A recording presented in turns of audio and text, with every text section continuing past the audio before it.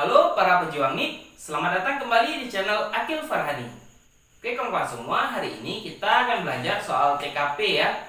Soal TKP ini bertujuan untuk mengetahui bagaimana kepribadian kita dan untuk mengetahui bagaimana sikap kita dalam mengambil kesimpulan atau keputusan dalam menghadapi suatu masalah. Oke, itu. Lomba debat bahasa Inggris itu akhirnya dimenangkan oleh grup B ya. Maka pilihannya adalah A. Ahmad marah besar karena ia yakin semestinya grupnya lah, yaitu grup A ya, yang menang. Kemudian B. Ahmed menuduhnya jurinya tidak fair ya, tidak menyimak argumen yang diajukan oleh masing-masing kelompok dengan baik ya. Kemudian yang C. Tahun depan grup A harus bekerja lebih keras lagi dalam mempersiapkan diri mereka. Yang D. Perlu introspeksi diri karena dalam perlombaan yang dinilai banyak aspek, ambil hikmahnya. Nah yang E, biasa dalam perlombaan ada kalah, ada menang ya. Nah soal ini bertujuan untuk mengetahui bagaimana sikap kita jika dihadapkan dengan permasalahan seperti ini ya. Jadi ada satu grup debat dan mereka itu kalah. Sikap yang tepat mereka ambil adalah yang mana? Kita perhatikan yang jawaban A. Marah besar ya, Ahmad marah besar karena grupnya kalah. Tentu ini jawaban yang salah ya. Kemudian yang B, menuduh juri tidak fair ya. Ini tentu sikap yang tidak baik, yang mana pastinya jawabannya juga salah ya, karena ini mengandung fitnah. Yang C, tahun depan grup A harus bekerja lebih keras lagi dalam mempersiapkan diri mereka. Nah ini bisa disimpan ya jawabannya. Kita baca dulu nih yang D ya. Perlu introspeksi diri karena dalam perlombaan yang dinilai banyak aspek, ambil hikmahnya. Memang seharusnya seperti itu ya, introspeksi diri dan lain sebagainya. Tetapi ini kurang positif ya, maksudnya kurang tepat dalam mengambil tindakan.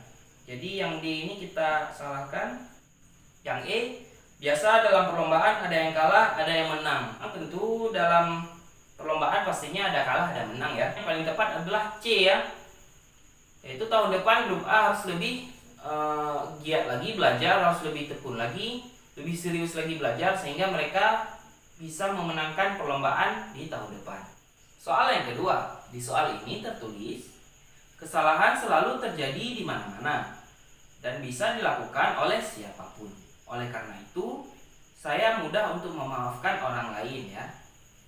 Pilihan jawabannya A. Memberi maaf adalah perbuatan yang terpuji. B. Tidak semua orang mau memberikan maaf. C.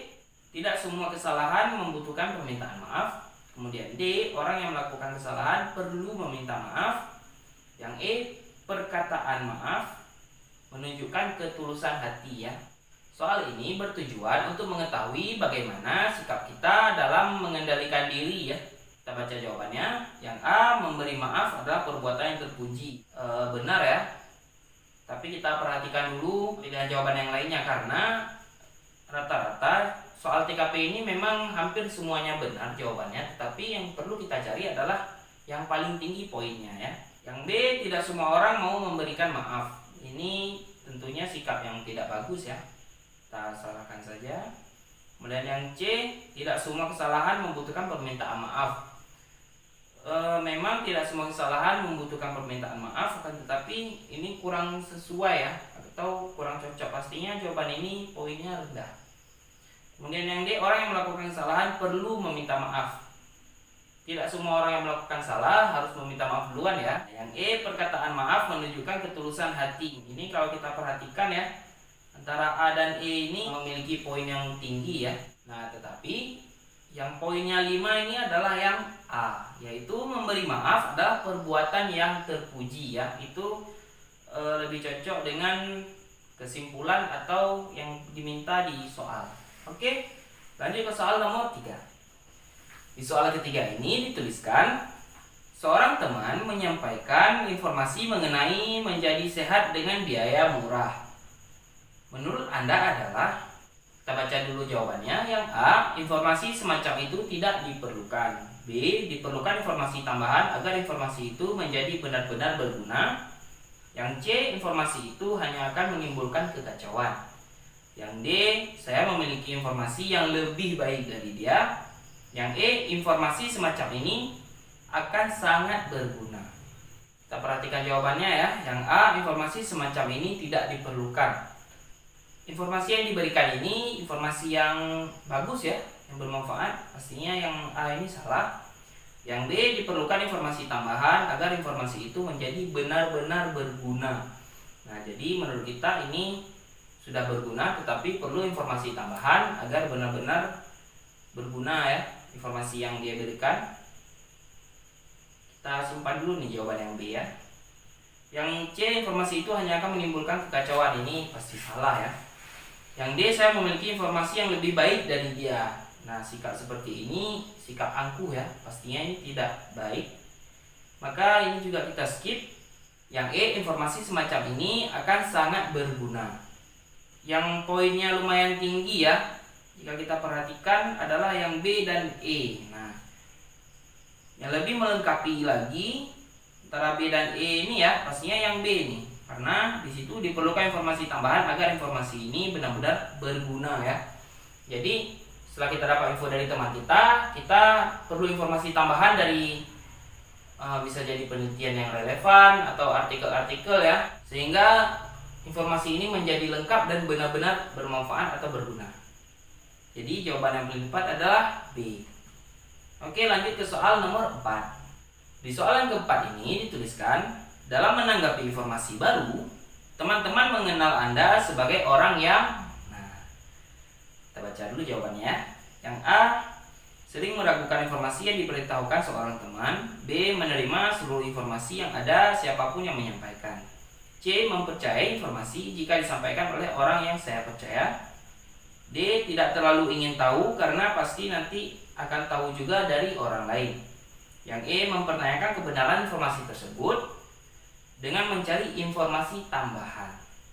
Nah, jadi kawan-kawan, tujuan dari soal ini adalah mengetahui bagaimana sikap kita dalam mengolah informasi yang kita terima secara bijak ya. Kita perhatikan jawabannya. Yang A dulu nih ya. Sering meragukan informasi yang diberitahukan seorang teman. Ini sikap yang tidak bagus ya. B, menerima seluruh informasi yang ada siapapun yang menyampaikan. Ini juga salah ya. Karena kita tidak ada saringan di dalam menerima informasi. Yang A tadi itu terlalu tertutup dengan informasi. Yang B, kita tidak menyaring informasi ya. Yang C, mempercayai informasi yang disampaikan oleh orang yang saya percaya. Tidak semua orang yang kita percaya pasti memberikan informasi yang valid ya. Bisa jadi informasi yang dia bawa itu salah. Oke, yang C ini kita skip aja. Yang D, tidak terlalu ingin tahu karena pastinya nanti akan tahu juga dari orang lain. Ini adalah sikap tak acuh. Ini juga pastinya salah. Nah, tersisa yang E ya, yaitu mempertanyakan kebenaran informasi tersebut dengan mencari informasi tambahan. Setelah kita terima informasi, kita saring dulu informasinya. Kemudian kita mencari informasi tambahan untuk mengetahui bagaimana kebenaran dari informasi tersebut. Nah, jadi jawaban yang paling tepat adalah E. Lanjut ke soal nomor 5.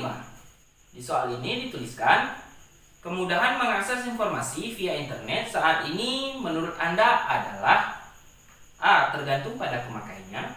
B, mengganggu kinerja secara umum. C, mengganggu hubungan interpersonal.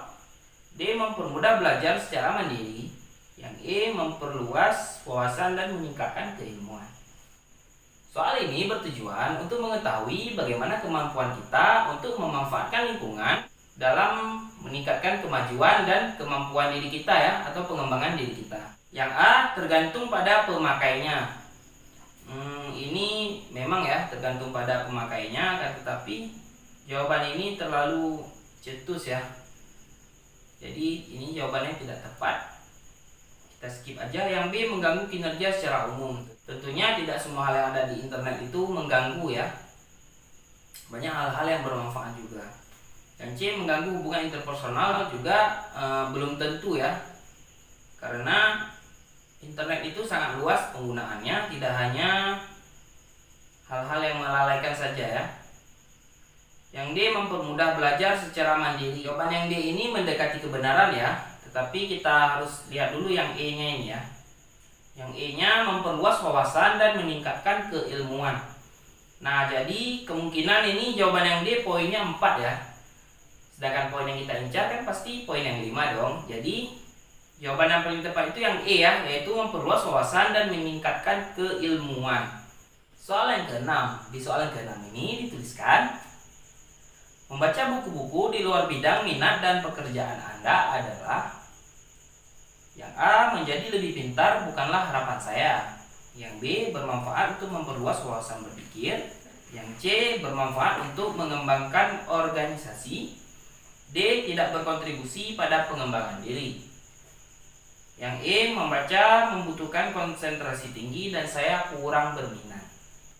Nah, soal ini bertujuan untuk mengetahui bagaimana kemampuan kita dalam menyerap informasi untuk pengembangan diri ya.